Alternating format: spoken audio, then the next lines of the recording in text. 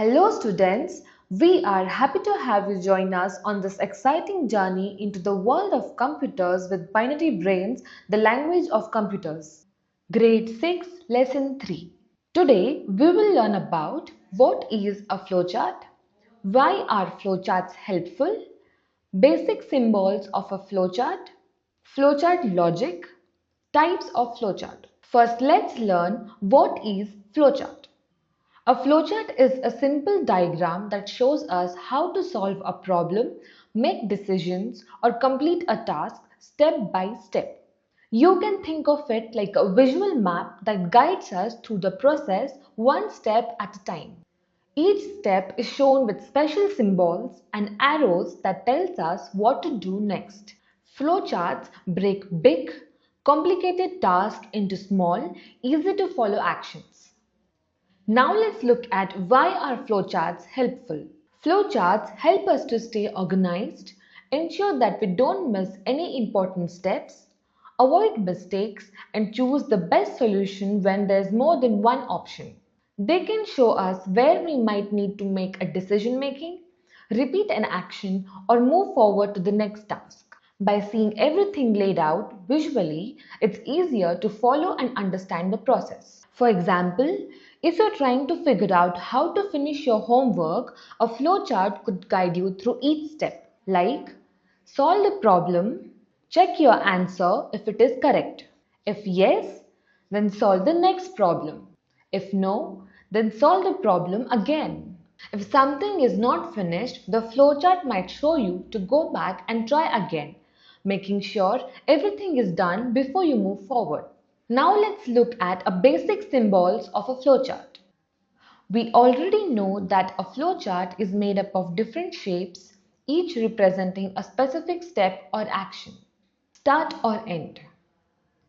The oval shape is used to indicate the start or end of a flowchart.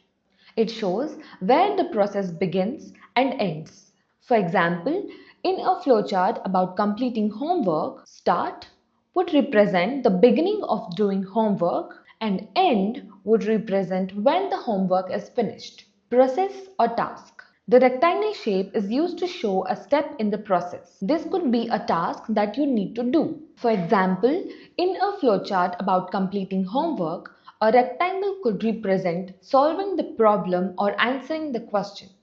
Decision. The diamond shape is used when a decision needs to be made. The decision usually has two possible outcomes, yes or no, or true or false.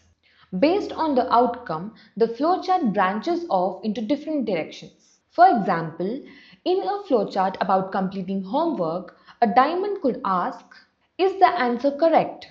If the answer is yes, you move to the next problem or next question.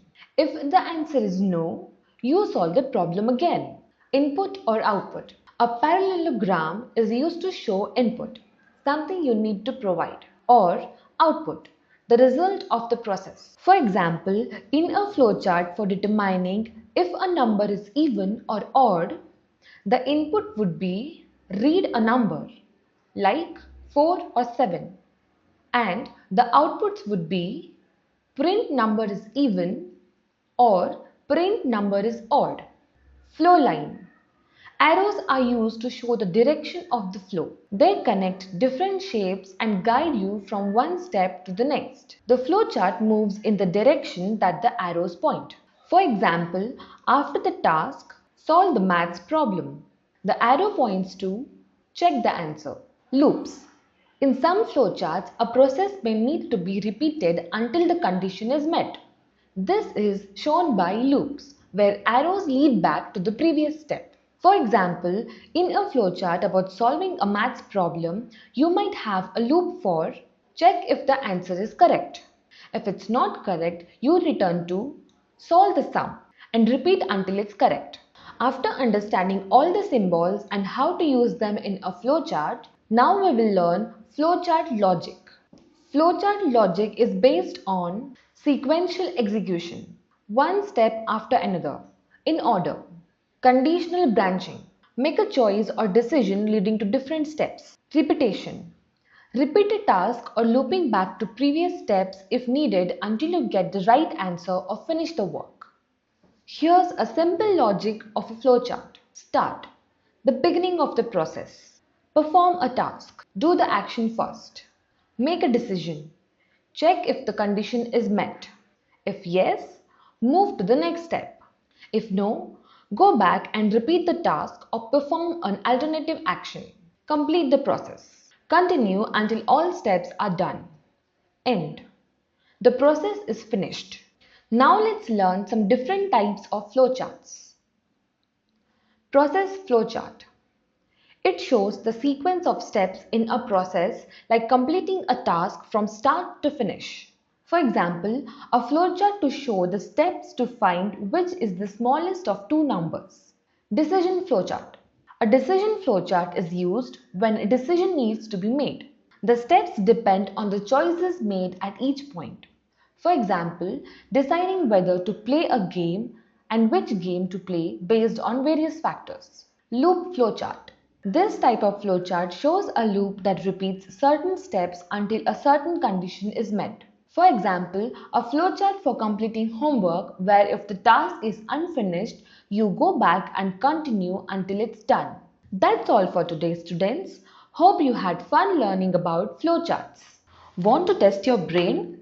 You can attend a quiz of this chapter on Dattam's website. Once you finish attending the quiz of all the chapters, you will receive a certificate. Scan the first QR code to visit Dattam's website or click on the link provided in the description box. Scan the second QR code to learn how to navigate to assessment page and access the quiz section on the website, or click on the link provided in the description box. You can also download this PPT from the Tamsh website. Great job, little genius! You have finished lesson 3. Don't forget to like, share and subscribe. See you in the next lesson. Happy learning!